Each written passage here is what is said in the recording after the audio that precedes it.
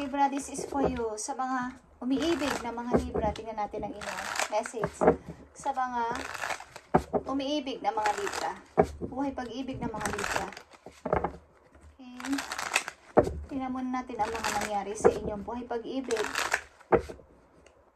Para sa pag-ibig ng mga Libra, bigay mo ang tamang message sa kanila at bigyan sila ng advice sa kanilang kasalukuyang situation, sa kanilang buhay pag-ibig.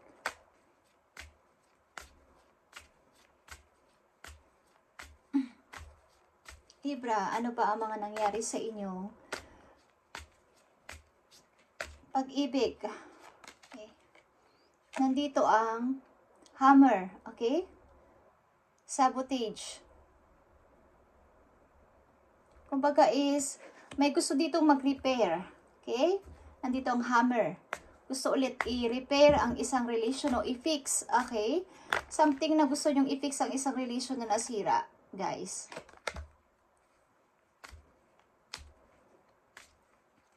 Gusto nyo ulit mag-work ang isang relationship o i-repair ang isang relationship o i-fix ang nasirang isang connection sa mga Libra na nandito sa reading.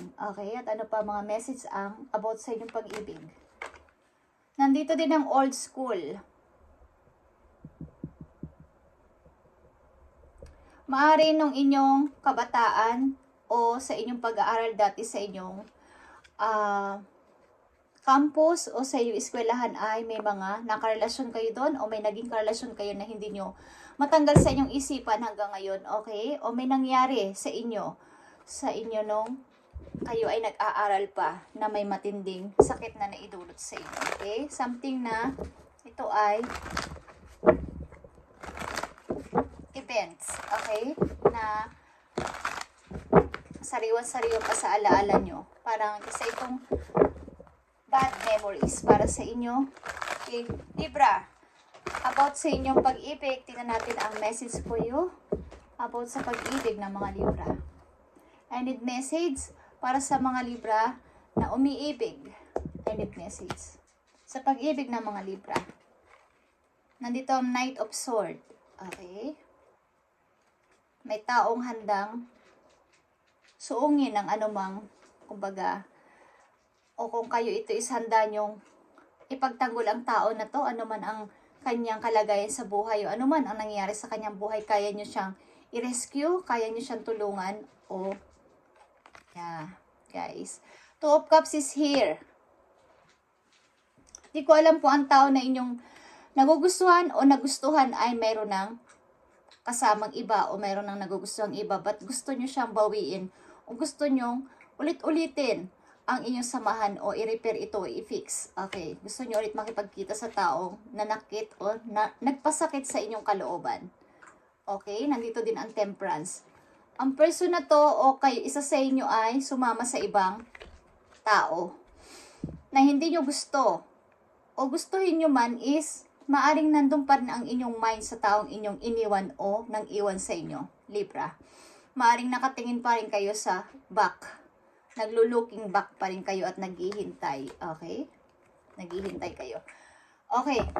Libra, sa inyong pag-ibig, maaaring kayo ay gusto nyo ulit makausap o may gusto ulit kumausap sa inyo, isang tao na nakahiwalayan nyo. Okay? Sa Libra na dito sa reading is maaaring may third party involved dito sa inyong naging relasyon. Okay?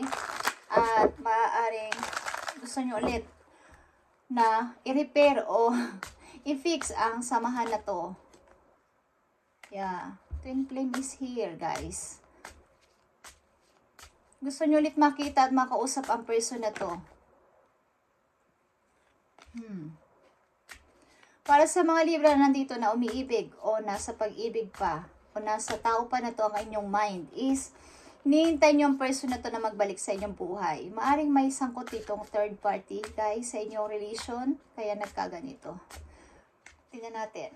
Backstabbing is here. Yeah, balance is here. There needs to be a healthy balance or physical, emotional, and spiritual intimacy for relationship to be sustainable. Kailangan dito maybe ng balanse sa inyong samahan, kaya nagkaroon dito ng hindi maayos na, kumbaga ay, yung inyong mental, physical, at saka spiritual ay parang nagkaroon ng imbalance dito.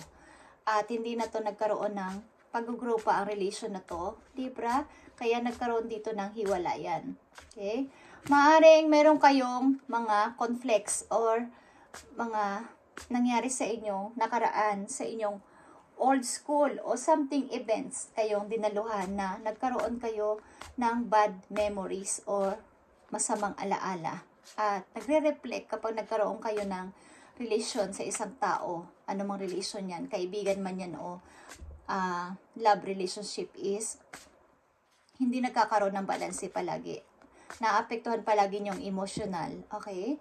Sa mga physical is parang insecurity, and spiritual din is may kulang, Libra. Okay? Tingnan pa natin ang mga message dito. Deception, guys, okay? Someone is wearing a mask in this relationship, okay?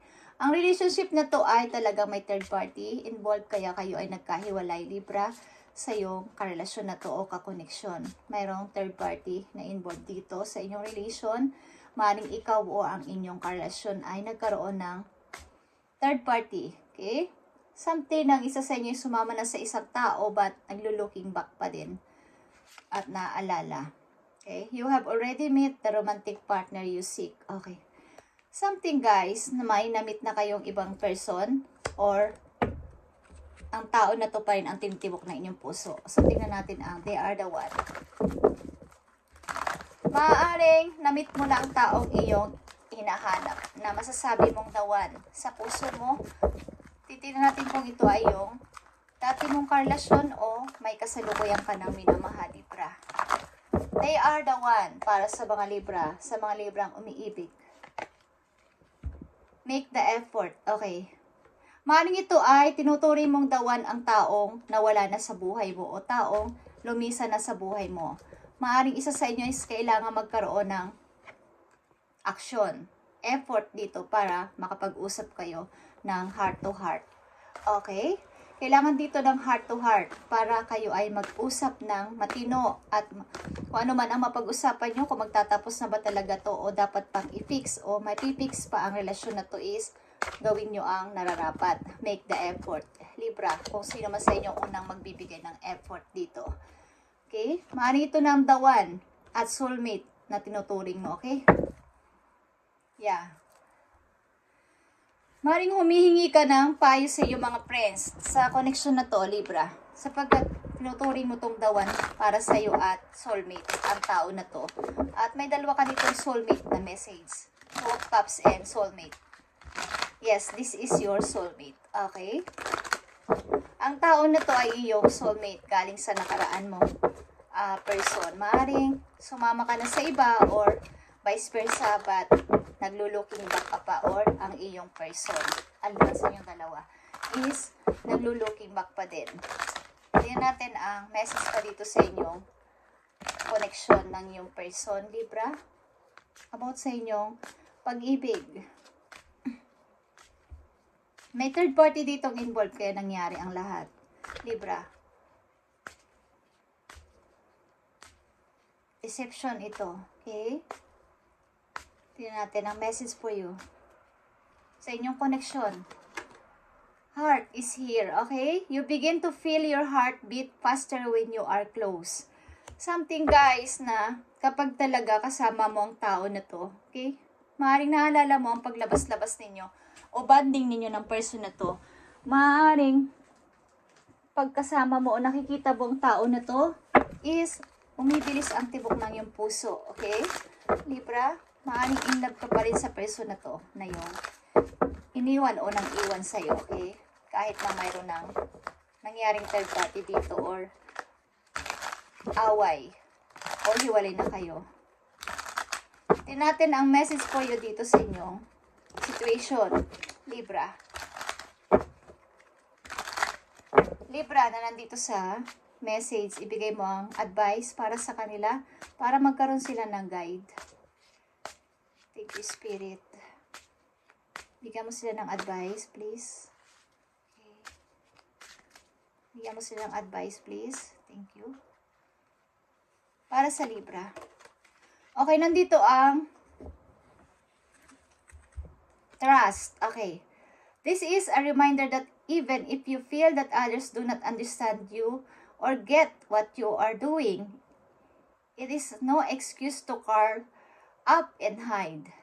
Sure, you may need a little bit of space right now, Libra, but the world needs your gifts. You are more than worthy. Okay.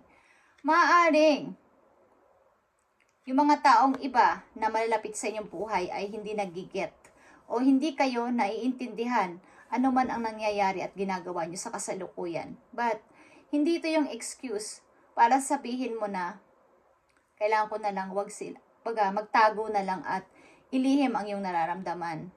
Okay? The world needs your gifts. Okay? Maaaring may mga potential ka na kailangan i-explore o ipakita sa mga tao na to o sa mga mahal mo sa buhay na may kaya ka pang gawin bukod dito sa nangyari sa iyong situation o sa tao na to na nang-iwan sa iyo. Kailangan mo pa ng pagbabago. Transition is here din, okay? Kailangan mo pa ng mga pagbabago sa buhay mo na may kinalaman to sa world. Maaring pag-travel ka o nakaline ka sa pagta-travel. Libra, para yung iyong emotion ay nadidrain ang emotion mo sa nangyari dito sa iyo, situation na to. Okay, mayroong pagkakataon na may mental block ka o something na kayo ay nagkakaroon ng pag-overthinking dahil hindi mo ma-overcome ito.